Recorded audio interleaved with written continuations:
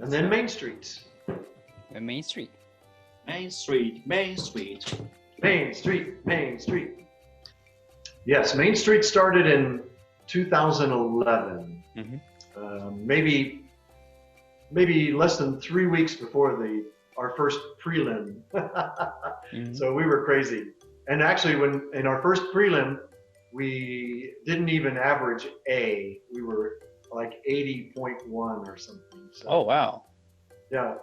But so, you know, a little humbling, but at the same time, we knew that we only had 3 weeks to throw something together, and we were doing straw hat routines and stuff like that.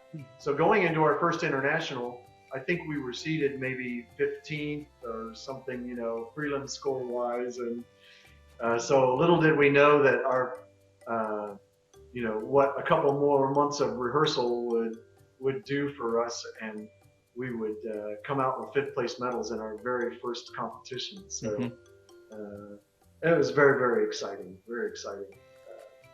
to be a brand new quartet. And the most exciting thing, I think, was that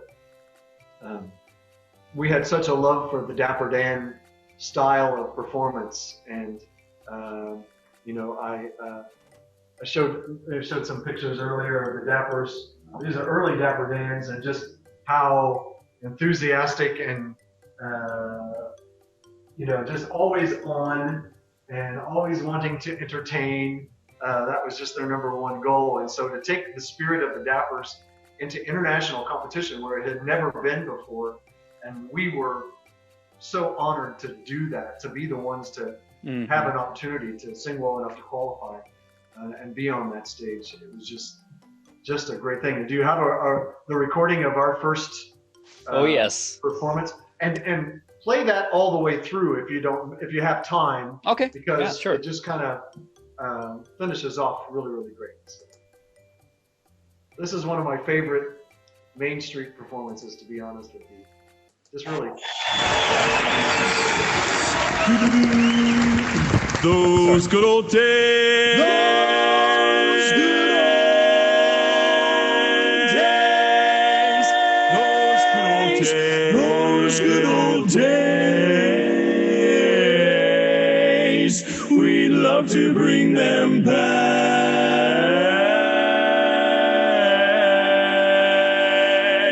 To bring them back again. Bring them back once again.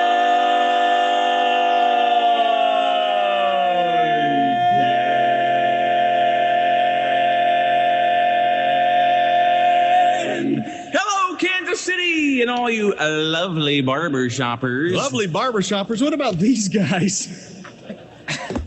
And these guys. Main Street would now like to perform for you a musical review of some of our favorite numbers. Like 57, 68, 72, 13. Let me get that for you. Sorry. I'm talking about the old songs. Oh, the old songs. The old songs like I Want a Girl. And In the Good Old Summertime. And Surfer Girl. Or 8 days a week. Put your hat on. Or Anything Lady Gaga. I don't know. Would that work? I'm just trying to stay current. ding-a-ding-a-ding-a-ding. Bring back those good old days.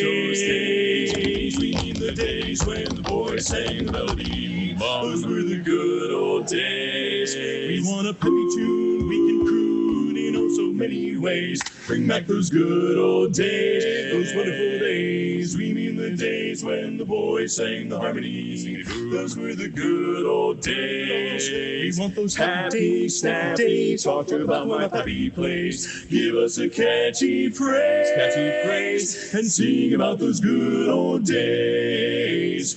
I want a girl just like the girl that married dear old dad. She's a pearl, the only girl that daddy ever had. Ding, ding, ding, ding, ding. Bring back those good old days. We want that razzmatazz, that jazz, the kind of thing that vaudeville has. Give us a catchy phrase so we can sing about those good old days. In the good old summertime. Count me in. In the good old summertime. Me too. Strolling through the shady lane with your baby mine. You hold her hand, she holds yours. That's a very good sign. And she's your footsie wootsy in the good old summertime.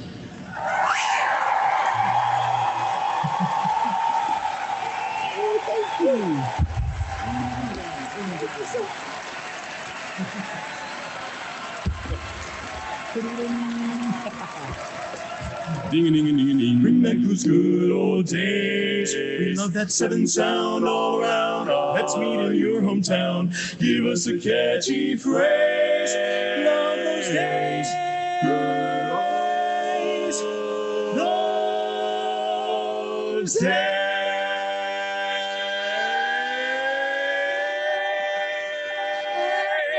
1, 2, 3.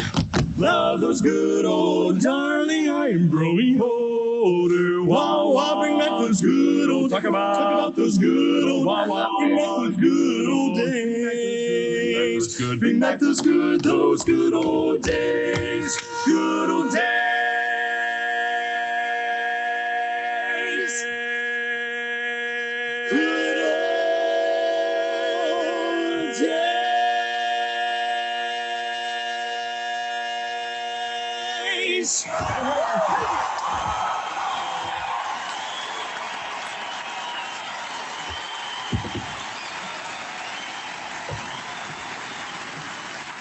Yay. Yay.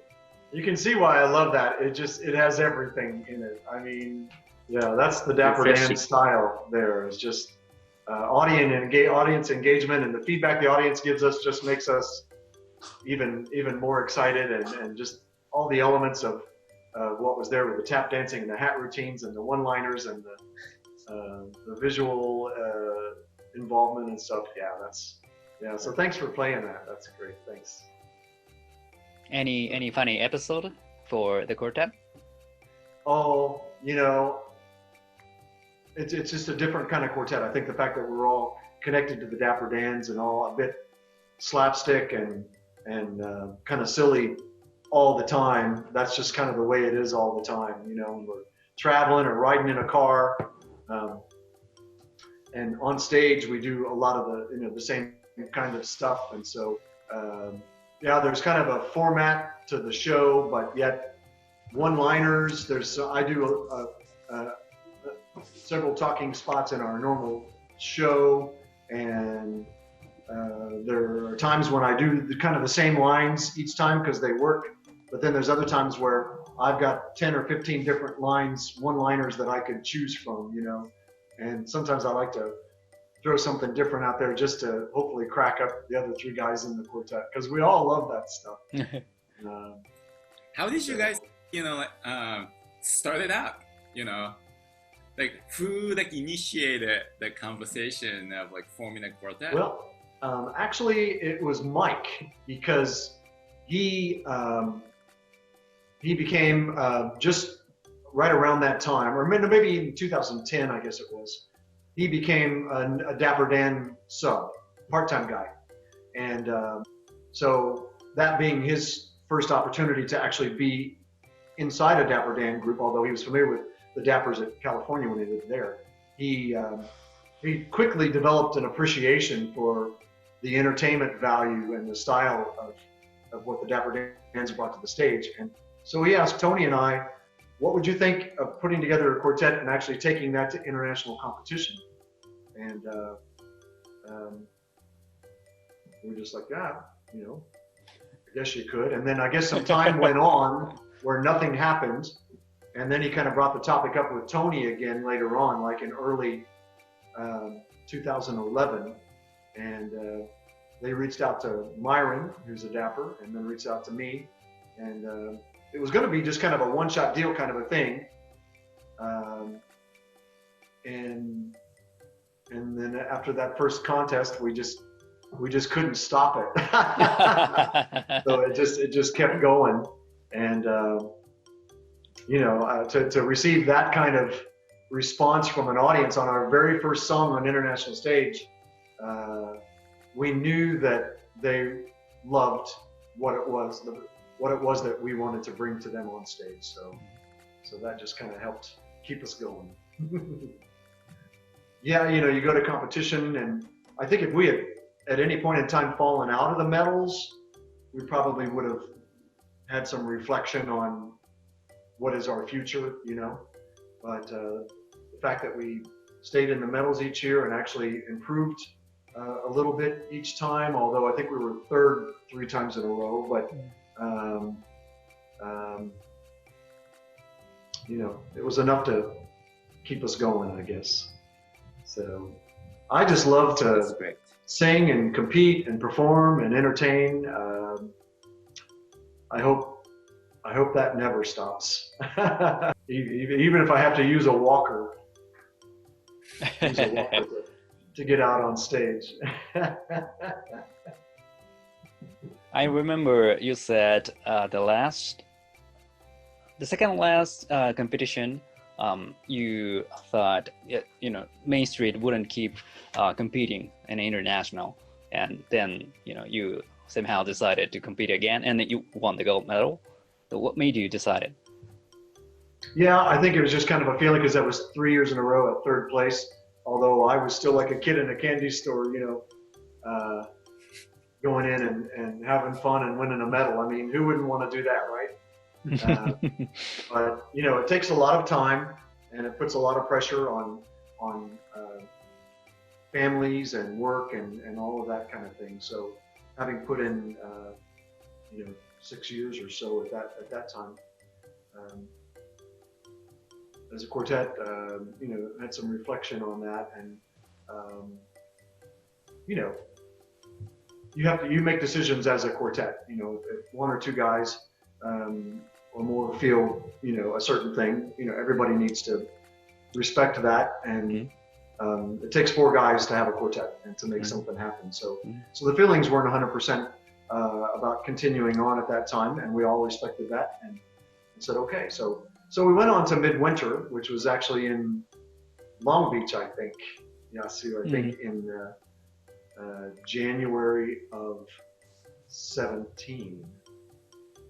And really had a great hit there. And then I think that next month we actually did the BYU Idaho show, which is a lot of fun. And during that weekend, some discussion went on, I think, between Tony and Myron in particular, from what I hear, that we got some great comments at Midwinter from people that we respect, like our coach Clay and some other people who said, man, you guys you're singing better than ever. You should consider going in another year, in 17 and all that.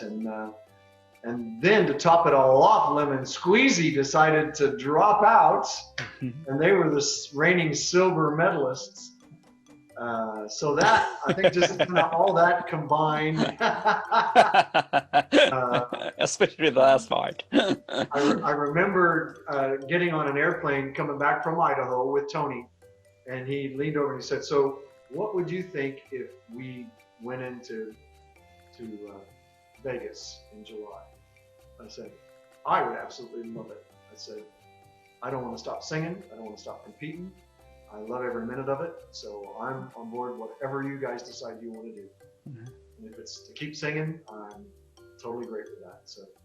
So I think probably within that next week, we all decided, okay, we'll go into prelims, and because they were coming up pretty quick by that time, and go back in. And actually, as Tony puts it, any pressure that we would have ever had in prior years was really off of us, other than the typical pressure you have as a performer to want to do your best, you know, and put it on stage at the highest level. But just pressure of winning was gone because we made up our mind this was going to be our last competition, and no matter what happens, it's been just an amazing 7 years, and so that pressure of having to go in and win the thing was gone, and so then and who knows, maybe that was the difference. And some real great songs, but also going in, just being ourselves and having fun, and you know, showing the audience how much we loved doing what we do. That's a great story. Yeah. So you know, going backstage after the finals, we had an amazing final set. I think probably in our minds, just a lot of satisfaction of a great week, a great 7 years as a quartet, a great way to finish it with that amazing set that Clay put together for us, that the audience just seemed to really get into, as did us. And so we walked back into that backstage area with all the other top 10 quartets with our heads held high, no matter what was going to happen. So, and you know, we're always kind of jokesters, and I'll share this with you guys. So they're doing the call off, and we're kind of in a huddle together, and you know, they're calling off the 5th place medalist and the 4th place, and then the 3rd place. Oh, not 3rd place is not 4 years in a row. That's a good thing. Yeah. They hadn't called signature yet, and we knew that they were so great and had a great week too. So you're just waiting for the judge to see, you know, if he starts that next name with an S sound, like, or is it going to be a or what? And so, you know, you never know for sure, but in my own mind, and I'm sure in theirs mind, we felt really, really great that if we ever had a chance, that this was the year that we had a chance, because we just had 3 sets, and especially the last one. So you were kind of sure. Well, you had a sense of confidence that it could happen, you know. And so then after they announced signature second, the first thing I said was, "Oh darn, we're 6th." What does it? I'm sorry, I'm lost. You know, just something that a Dapper Dan would do, I guess. And I don't think I got any reaction from the other 3 guys at all. I think they were just so focused into their own world at that time that, you know, that just kind of went in one ear and out the other. But I just had to say it a moment in time. So I remember there was a moment that MC called the name Main Street, and you guys didn't come out immediately. So what was? Well, yeah, there was a lot of hugging, a lot of hugging and kissing and crying going on backstage. Well, hugging and crying. Our coaches and each other and other guys that would come up to us backstage or whatever, and then we realized we better get out there because they're waiting for us. And so Tony and Mike went on, and Myron was just very emotional, which was beautiful and wonderful. And I remember saying to him, "Come on, we got to go, man. You're a champ." As I grabbed his shoulder, and we both went out there. And so, yeah, there's nothing like receiving the appreciation from your audience for a job well done. So, never forget it. Congratulations again. Yeah, congratulations. Thank you. Was moving. Thank you. I think I was on Tokyo Barber's rehearsal at the time. Oh, were you? When we watched the results, and someone said, "Yeah, Main Street won." Great. Yeah, I think I wore my gold medal to the next Tokyo Barbers retreat, and I was honored to do that. Do you have any intention to compete again someday? Me personally? Yeah. Yes, as long as God gives me my voice, and I hope for many, many years to come. Yeah. Mm-hmm. But that also means if there's 3 other people that want to sing with me, I could join a solo competition. Are you talking solo or are you talking in a quartet? Quartet. No, I would love to keep singing in quartets for as long as someone wants to sing with me after Main Street. Is there something going on right now? No, Main Street is going great. We plan to stay together and learn new music and put together some new show stuff and afterglow stuff. Yeah, we're not in any hurry at this point, but certainly at some point in time, the other 3 guys will probably feel like they're getting too old to sing anymore, and they'll decide to quit. So I'll just keep going on. I was asking if is there any groups, new quartets going on with you? Any ideas? With me? Yeah. No. Not yet. I want to sing in a quartet with Steve and Hiro and Yasu and Hiro sometime, and a mixed quartet with Susie.